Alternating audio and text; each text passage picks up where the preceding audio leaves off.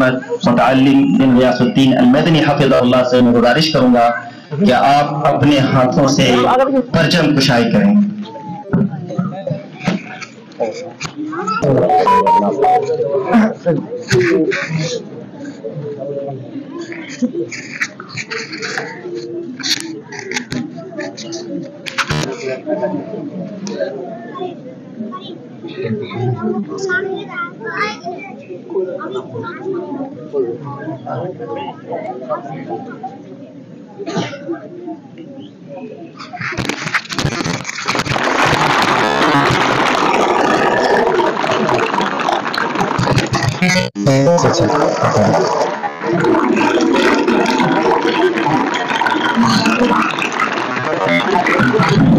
माशाअल्लाह। अब मैं नासिरुद्दीन को टीम के साथ में दावत करते हैं, वो कौमी तराना और क़ुरान के साथ में पेश करें। नासिरुद्दीन अपनी टीम के साथ। अच्छा हुआ है इसकी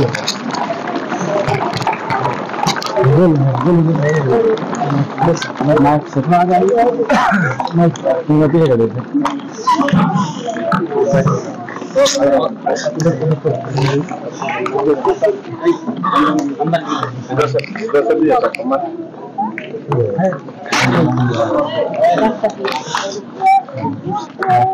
আরেকটা ছাড়টা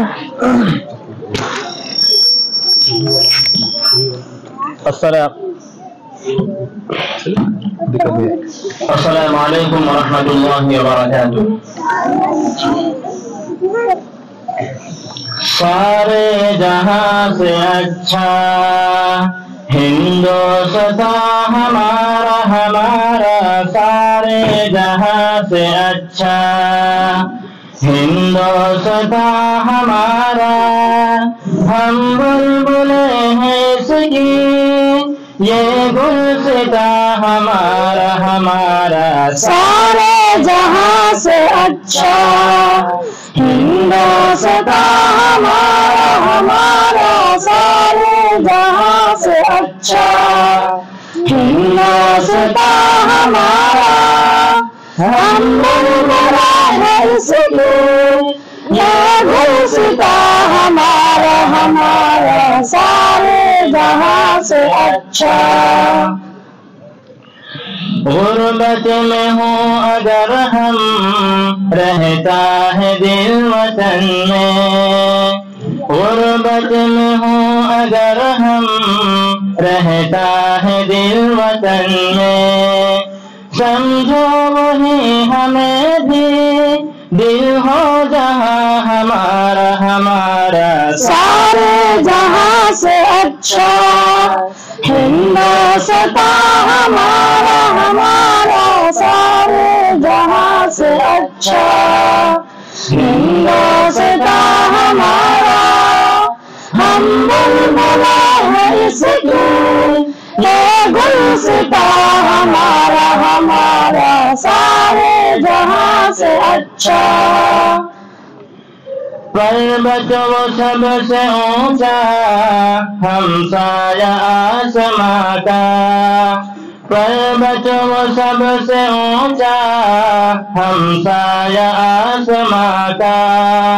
वो संतरी हमारा वो पासबा हमारा हमारा, सारे जहां से अच्छा हिंदुस्तान हमारा हमारा, सारे जहां से अच्छा हिंदुस्तान हमारा।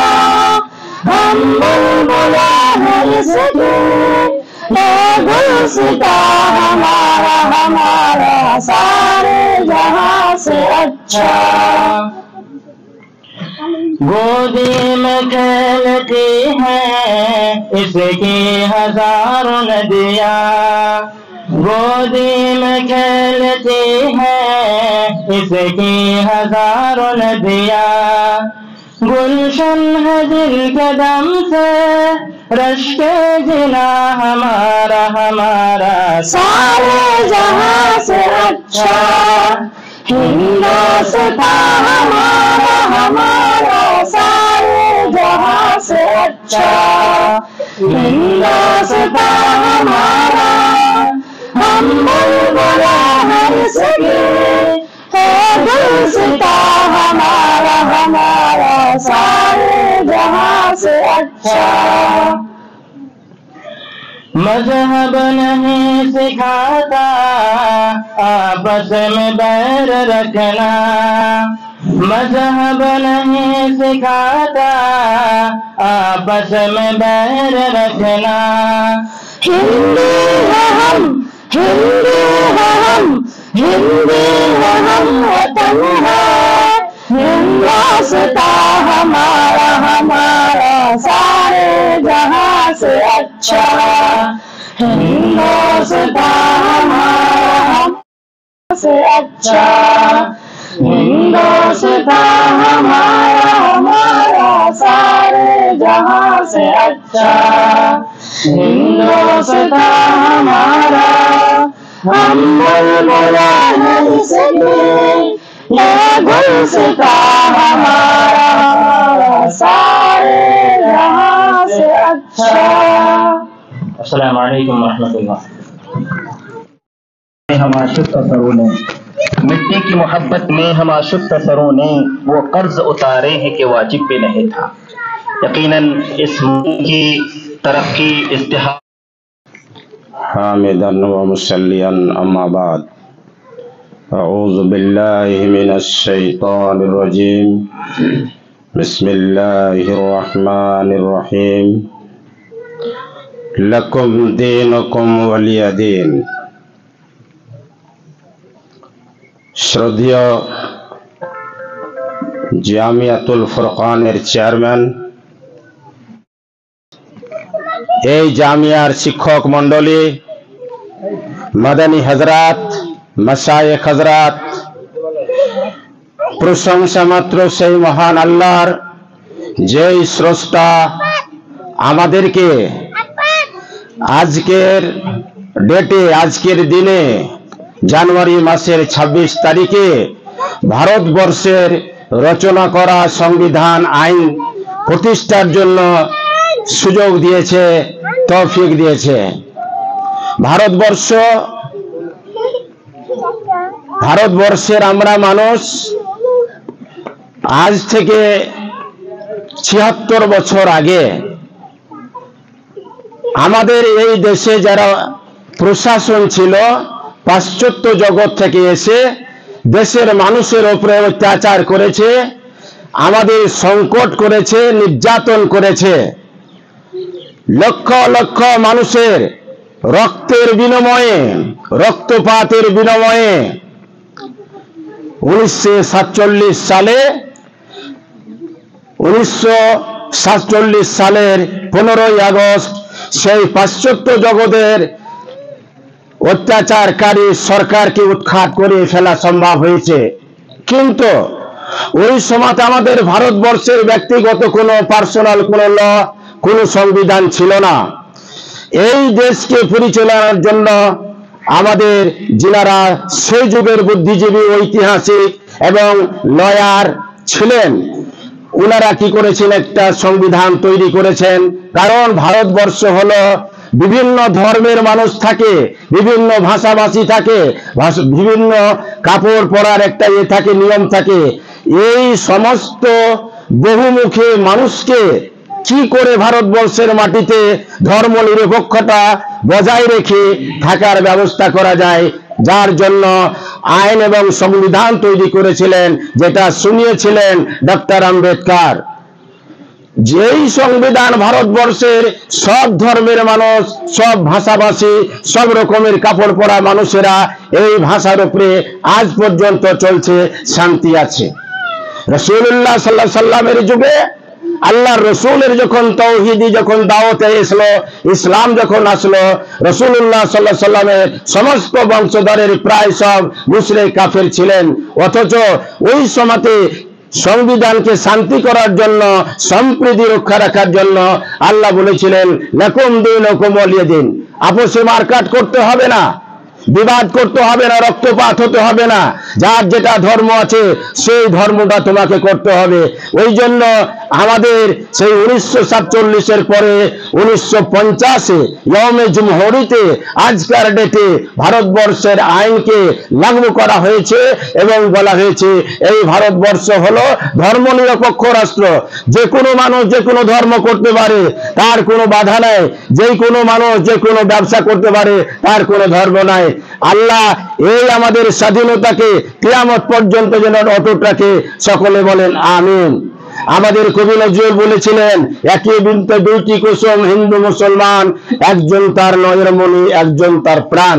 এই করে আমাদের ভারতের মাটিতে টিকে থাকতে হবে, হিংসা এবং বিবাদকে দূর করতে হবে। কারণ সর্ব ধর্মের লোকেরা আমরা গলায় গলায় মিলিয়ে, কাঁধে কাঁধ মিলিয়ে এই ভারতকে পাশ্চাত্য জগৎ থেকে মুক্ত করতে পেরেছি। আল্লাহ তাআলা যেন শান্তি শৃঙ্খলার মাধ্যম দিয়ে আমাদেরকে এই দেশের মাটিতে টিকে থাকার তৌফিক দেন, সকলে বলেন আমিন। আমরা যেন ঈমান সহ, ইসলাম সহ, তাওহীদ সহ আমরা যেন ভারতের মাটিতে বুক খুলিয়ে থাকতে পারি এবং গলায় গলায় মিলিয়ে যেন আমরা থাকতে পারি। সাম্প্রদায়িক যেগুলো আমাদের দাঙ্গা করছে সেগুলো যেন দূর হয়ে যায়। ওয়া আখিরু দাওয়ানা আলহামদুলিল্লাহি রাব্বিল আলামিন। फजीलत शेख हबीबुर रहमान सलफी हफिज़हुल्लाह जो कीमती बातें बयान फरमा रहे थे।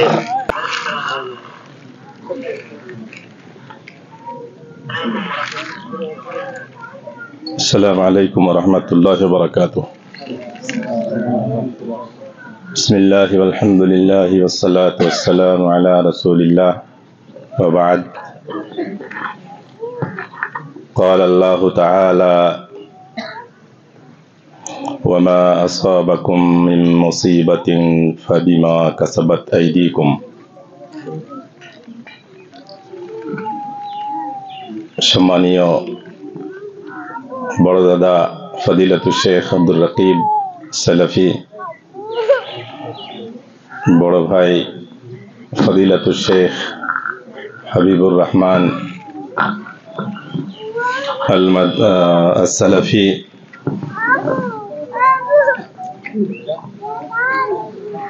मुअज़्ज़ज़ असातिज़ा किराम,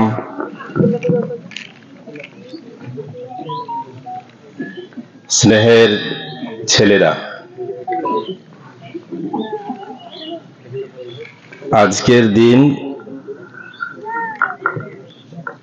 এই দিন অত্যন্ত বড় খুশি উৎসবের দিন। আমাদের সকল ভারতীয়দের জন্য ঈদের দিন। এটিকে রিপাবলিক ডে বলা হয়, উর্দু ভাষাতে ইয়মে জুমহুরিয়া বলা হয়। এই দিনে যেমন বড় ভাই ফদিলতুল শেখ হাবিবুর রহমান সাহেব বললেন, আমাদের ভারতবর্ষ স্বাধীন হওয়ার পরে 1947 15 আগস্ট ভারতবর্ষ স্বাধীন হয়। ততক্ষণ পর্যন্ত ভারতের সংবিধান তৈরি হয়নি।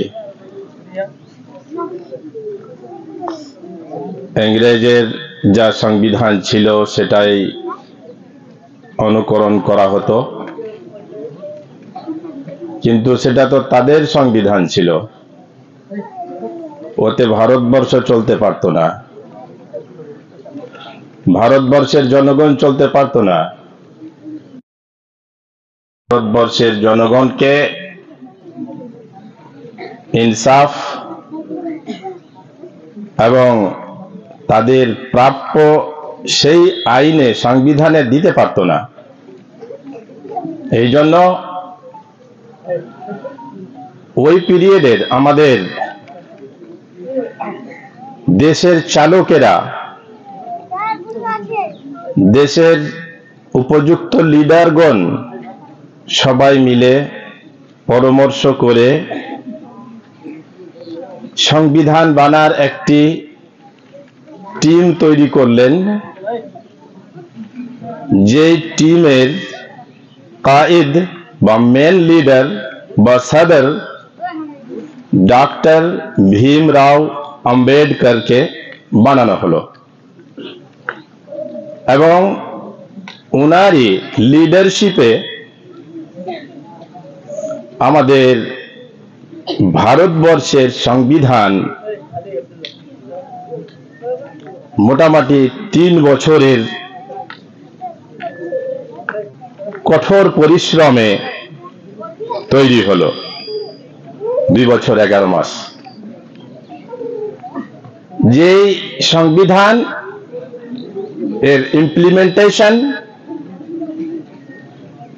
আজকের এই 26 জানুয়ারি 1950 করা হলো।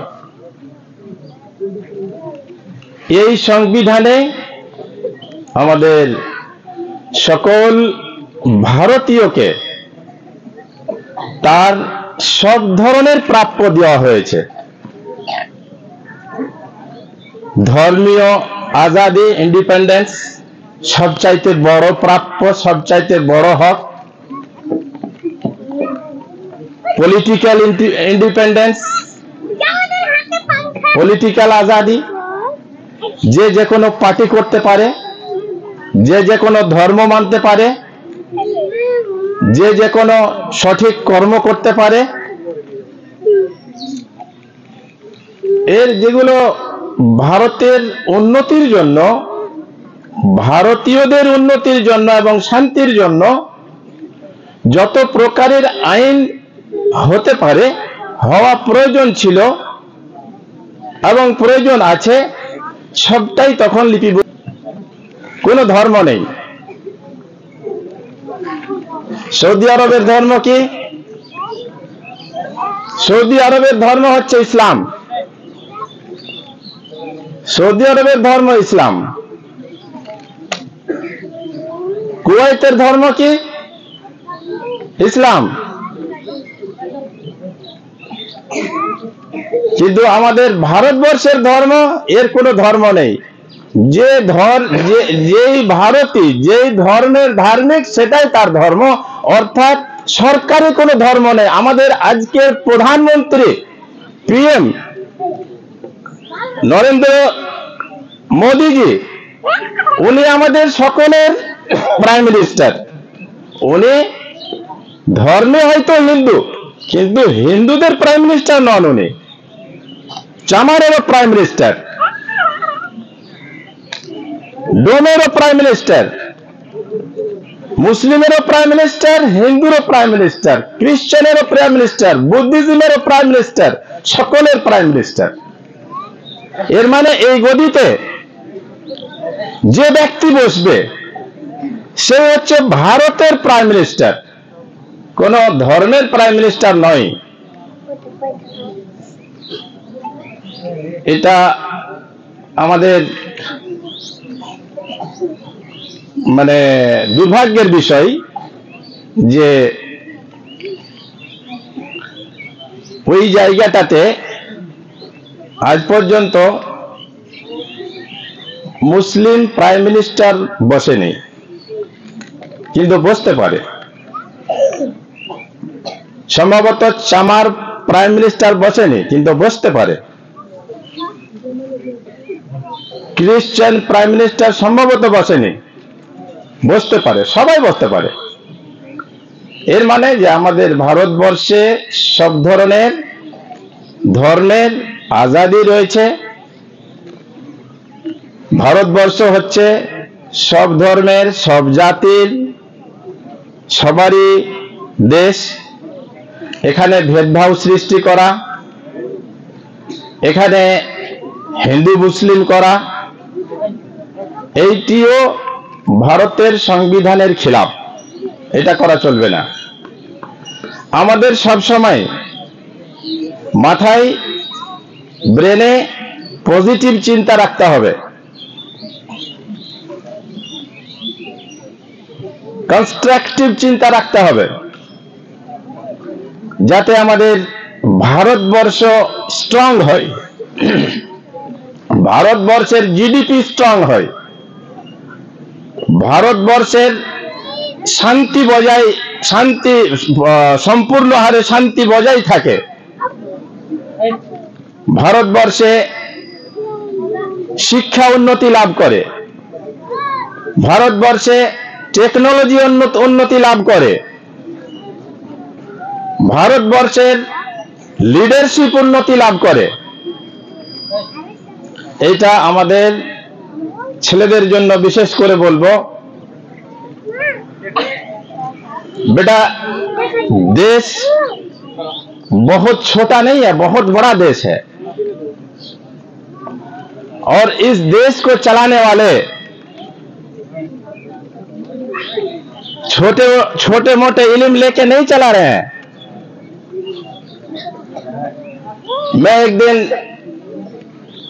अटल बिहारी वाजपेयी जी की तकरीर सुन रहा था, वो बोल रहे थे, वो मुझे अच्छे लगते हैं अल्हम्दुलिल्लाह, उनकी बातें उमूमी तौर पर ठीक रहती थी। वो बोल रहे थे कि इंडिया में या भारत में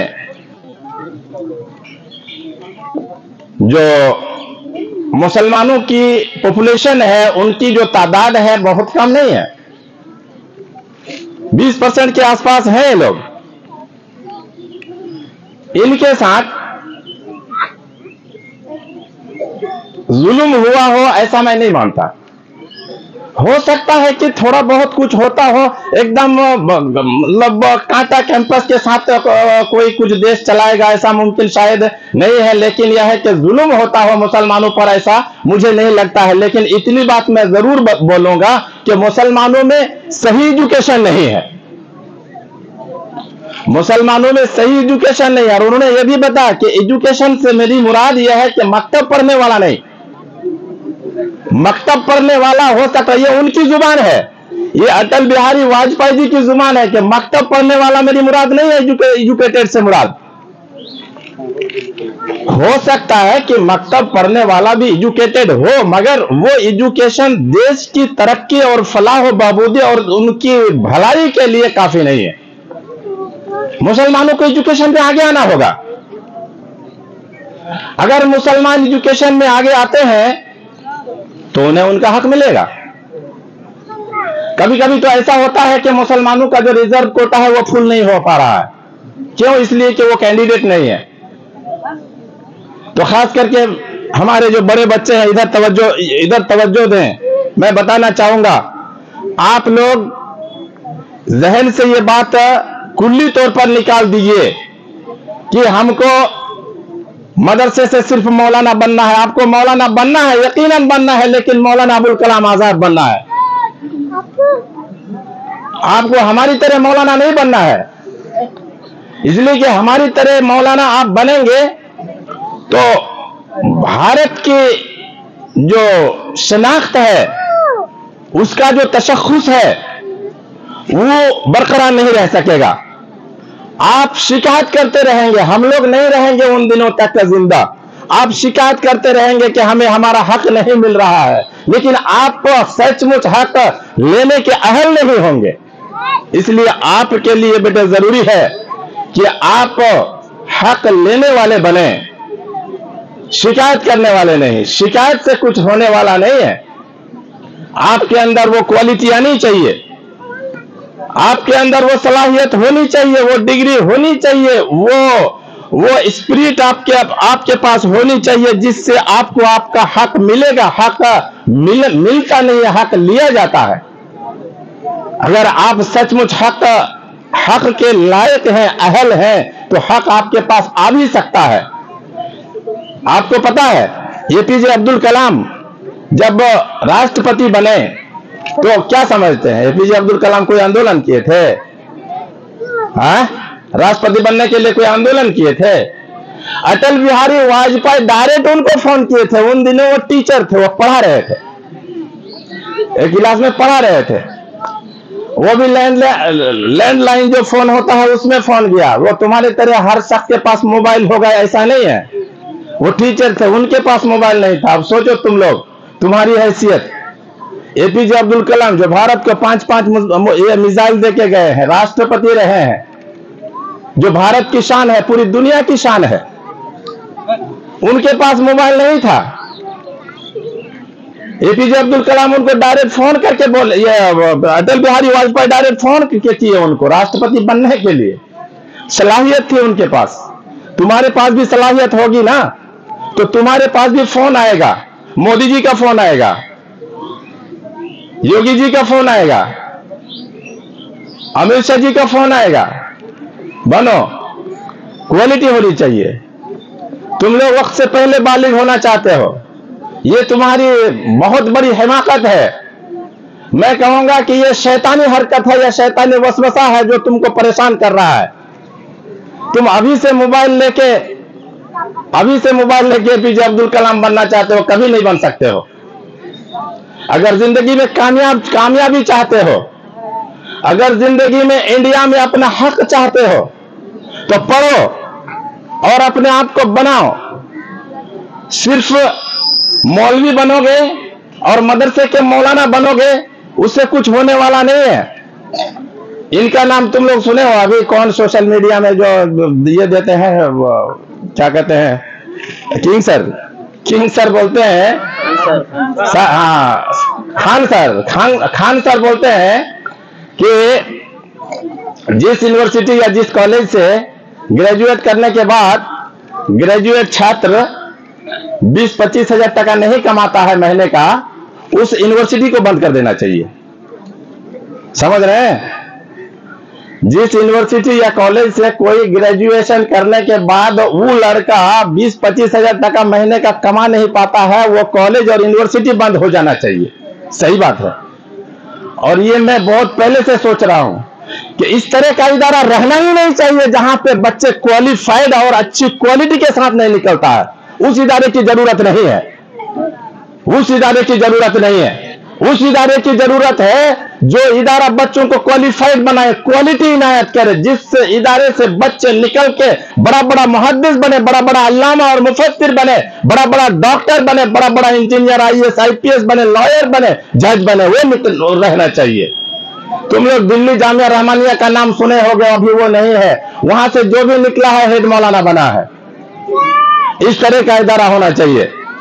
और तुम लोग सोचते हो कि मदरसा में आ गए, मोबाइल चलाए, CC कैमरा ना लगे, सब जाए दुकान जाए और मोबाइल खरीदे, पुराना 100, 200, 300 टका में मोबाइल मिल जाए और मौलाना को जाके बोले कि फीस पापा नहीं दे पाएंगे, थोड़ा सा माफ कर दीजिए से। तुम्हारी जिंदगी बनने वाली नहीं है, तुम खाम ख्याली में हो। इसलिए मेरी गुजारिश है तमाम बच्चों से कि आप अपना दिमाग अभी से सुधार लीजिए, अपने आप को पॉजिटिव बनाइए, अपने आप को भारत में तरक्की करने के लायक बनाइए, उसका अहल बनाइए, तभी आपको आपका हक मिलेगा। भारत का जो संविधान है, उसका जो दस्तूर है, बहुत सही है। उस दस्तूर के मुताबिक किसी भी भारतीय पर न जुल्म हो सकता है और न ही किसी को उसका हक नहीं मिल सकता है, बल्कि हर शख्स को उसका हक भी मिलेगा, हर शख्स को इंसाफ भी मिलेगा और हर शख्स को शांति भी मिलेगी, हर शख्स को एजुकेशन भी मिलेगा, हर शख्स को पोजीशन भी मिलेगी, सारी चीजें मिलेंगी। इसलिए हम भारत के संविधान के बारे में हमें फख्र है, भारत के संविधान बनाने वाले के बारे में हमें फख्र है। उनके लिए हमारी दुआ रहेगी कि अल्लाह ताला जो लोग इनके संविधान को चला रहे हैं, इनको ढंग से चलाने की तौफीक इनायत करे और आने वाले अय्याम में भी इनको और भी अच्छी तरीके से नाफिज करने और इसी के मुताबिक भारत को आगे ले जाने, आगे बढ़ाने और इसको तरक्की दिलाने की कोशिश करते रहे। अल्लाह ताला हम तमाम लोगों को भी, हम तमाम असातिज़ा किराम को भी हमारे बच्चों को उसी हिसाब से तैयार करने, पढ़ाने की तौफीक इनायत करे और हमारे बच्चों को भी उसी हिसाब से पढ़ने और अपने अंदर क्वालिटी पैदा करने, क्वालिटी एजुकेशन लेने और अपने आप को हिंदुस्तान में तरक्की के अहल बनाने के लायक बनाए। वसल्लल्लाहु अला नबीना मुहम्मदिन व अला आलिहि व सहबिहि वसल्लम। आखिर में तमाम लोगों के शुक्रिया के साथ मेरी बात यहीं पे ख़त्म कर रहा हूँ। अल्लाह ताला हमको भी बोलने से ज़्यादा अमल करने की तौफीक इनायत करे। व सल्लल्लाहु अला नबीना मुहम्मदिन व अला आलिहि व सहबिहि वसल्लम।